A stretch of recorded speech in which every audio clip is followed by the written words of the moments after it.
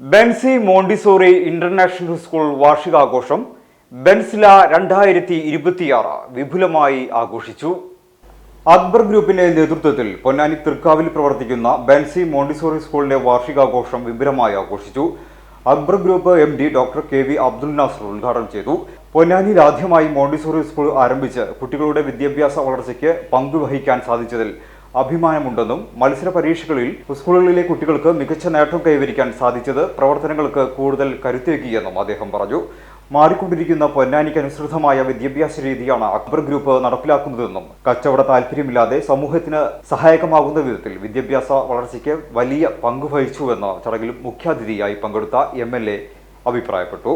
മാനവികതയെ ചേർത്ത് പിടിക്കേണ്ട ബാലപാഠങ്ങൾ തുടങ്ങേണ്ടത് മോണ്ടിസോറി മുതലുള്ള ക്ലാസുകളിൽ നിന്നാണെന്നും കലയിലൂടെയും സാഹിത്യത്തിലൂടെയുമാണ് വിദ്യാർത്ഥികളുടെ മനസ്സ് വലുതാകുന്നതെന്ന് അജിത് കൊളാടി അഭിപ്രായപ്പെട്ടു.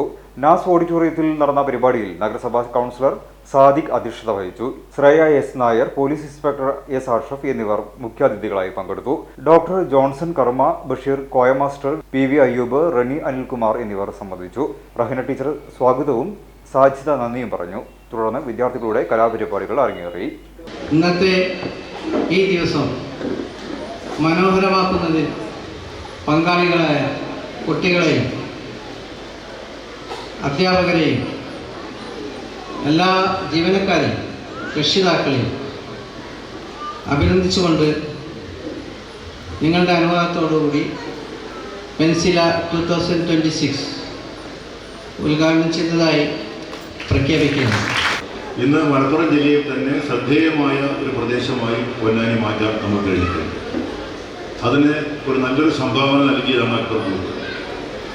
വിദ്യാഭ്യാസ മേഖലയ്ക്കകത്ത്, വ്യവസായ മേഖലയ്ക്കകത്ത്, വ്യാപാര മേഖലയ്ക്കകത്ത് എല്ലാം ഇടപെട്ടുകൊണ്ട് നമ്മുടെ ഈ രാജ്യത്തിൻ്റെ ഈ പ്രദേശത്തിൻ്റെ വളർച്ചയ്ക്ക് വലിയ രൂപത്തിലേക്കുള്ള ഒരു ഇടപെടലും സംഭാവനയുമാണ് അക്ബർ ഗ്രൂപ്പ് നടത്തിക്കൊണ്ടിരിക്കുന്നത്.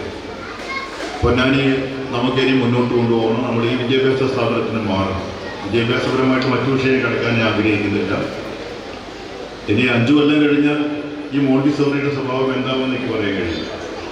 മോണ്ടിസോറി അബോധത്തിലുള്ള കുട്ടികളെ ബോധവൽക്കരണം കൊണ്ടുവരുമ്പോൾ ഈ AI-ൻ്റെ കാലഘട്ടത്തിൽ ഈ സമ്പ്രദായത്തിനും വിദ്യാഭ്യാസ സമ്പ്രദായത്തിനൊക്കെ തന്നെ ഇനി മാറ്റം വരേണ്ടതായിട്ട് വരും. യാതൊരു സംശയവുമില്ല നമുക്കിത്. കാരണം നമ്മളെയൊക്കെ നയിക്കുന്നത് ഡാറ്റയായിരിക്കും, AI-ക്ക് കൊടുക്കുന്ന ഡാറ്റയായിരിക്കും എന്ന രൂപത്തിലേക്ക് വരുമ്പോൾ എങ്ങനെയാണ് വിദ്യാഭ്യാസ മേഖലയ്ക്കകത്തുള്ള മാറ്റങ്ങൾ ഉണ്ടാവുക എന്ന് നമുക്ക് ഇപ്പോൾ പ്രവചിക്കാൻ കഴിയാത്ത രൂപത്തിലേക്കുള്ള ഒരു സാഹചര്യമാണ് നമ്മൾ മുമ്പിലിരിക്കുന്നത്.